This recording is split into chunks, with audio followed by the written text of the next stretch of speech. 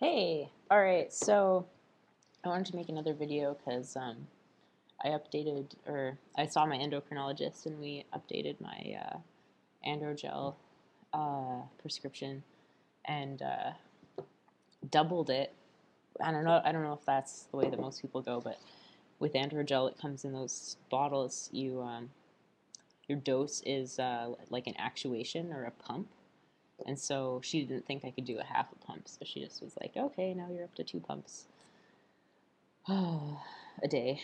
Um, and so I thought because it was androgel that I wouldn't really experience any gigantic effects, but I really did. And I've heard a number of different people say this, and I didn't get it before, but now I totally do. Where when testosterone makes your sex drive go completely out of control, it's not cool. I already have ADD, so I have a really hard time maintaining my concentration. And so just being given like something else to distract myself with is not cool at all. So I went through about a week of texting every trans guy that I knew, and just asking them like, what the fuck do you do when you're like out of control? Like, how do you deal with this? And they had a bunch of advice, and none of it really seemed to help. But one guy did tell me, it'll pass and stuff. You won't be like this forever. And I'm just coming out of that horrible, unfortunate place, so I'm feeling a bit better about that. But yeah. So I guess that's an update. I wanted to do updates about testosterone changes and stuff. And I think my voice is cracking a little bit and going lower. My voice always sounds lower in my head though, so I don't know. I'll have to listen to this video to really know. But I wanted to talk about some some issues related to being on a low level of testosterone, because I really just recently came across some videos that were saying that it's a bad idea, that it's not good, because your body needs to have a really dominant hormone and a sort of less predominant hormone. And if you go on a low dose of testosterone, I guess eventually, when it makes your period stop, you'll have effectively just created two medium levels or something, and that can cause anxiety and depression and all sorts of not fun, not really functional stuff. So I want to research that more, and if anyone has any sites that they could turn me to, that would be fantastic, because I can't really afford to buy a book on it right now. Although I did buy Tristan and Sicily Skye's natural transitioning book, because I'm pretty interested in a lot of the stuff they're talking about. And Tristan certainly achieved fantastic. This is the book, I'm holding it right here. Oh, that direction. I'm really inspired by this book. I think he's just fantastic.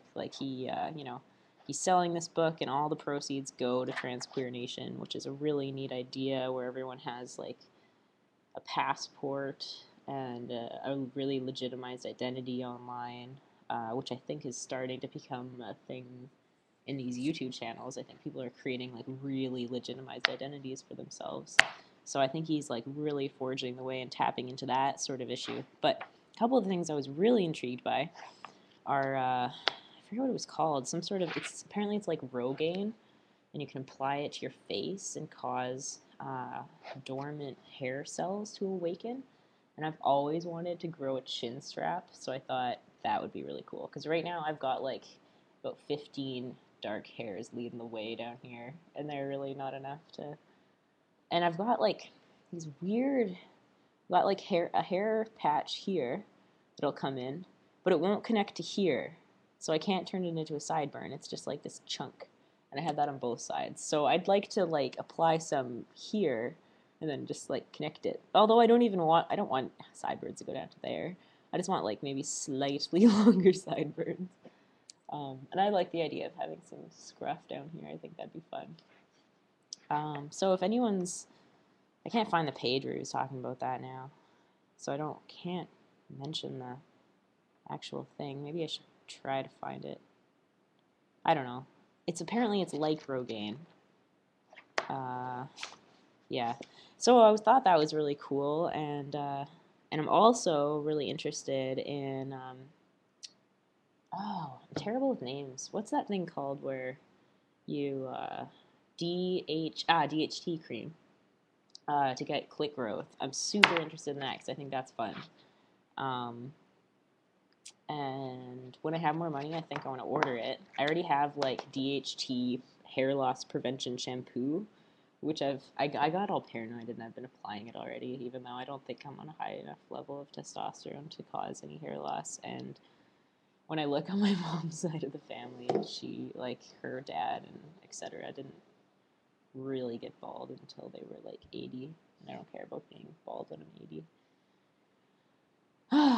So yeah, I guess all of that generally pertains to the idea of getting like a half or a like I guess you can call it partial transitioning, but I think of it as like being genderqueer. Like I want to look masculine, I want to have a deep voice, but I don't want to have like a thundering like man voice.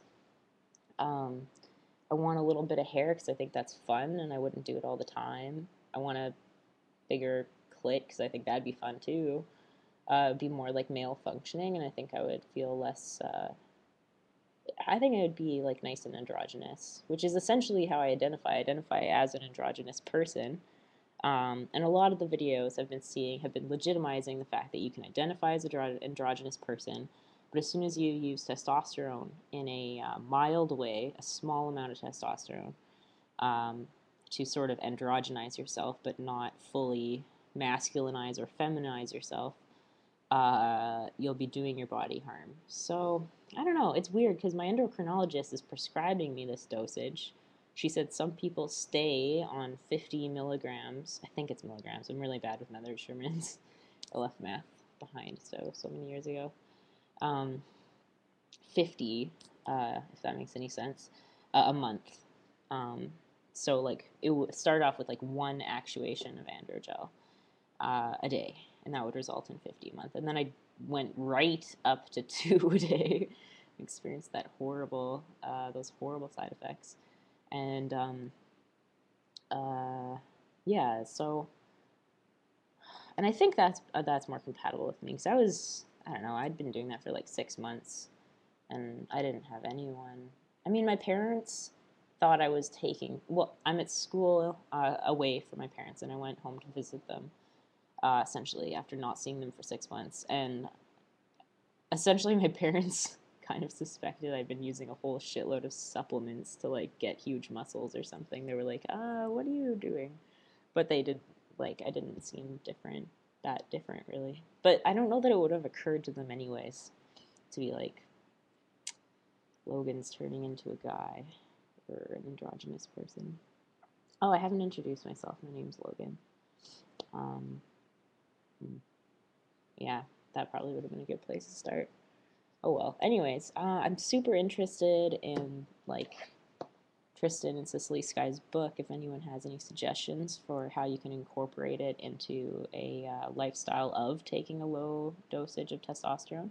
I imagine none of the testosterone upping things would apply because I could just go to my endocrinologist and up my dose. But some of the other things, like the specific workouts to masculinize your body, the nutrition, some of the other supplements, I think could apply. So I'm interested to know if anyone's like incorporated it into their sort of genderqueer journey. Yeah. So I just worked out and I'm gross and I didn't shower, but I don't know, I have a runner's high, so I just really wanted to do something right now, and that was this. Okay, I think I have to end because I'm at 9 minutes. I don't know if I'm even allowed to do my 9 minutes. Okay, bye bye. I don't know how to end now.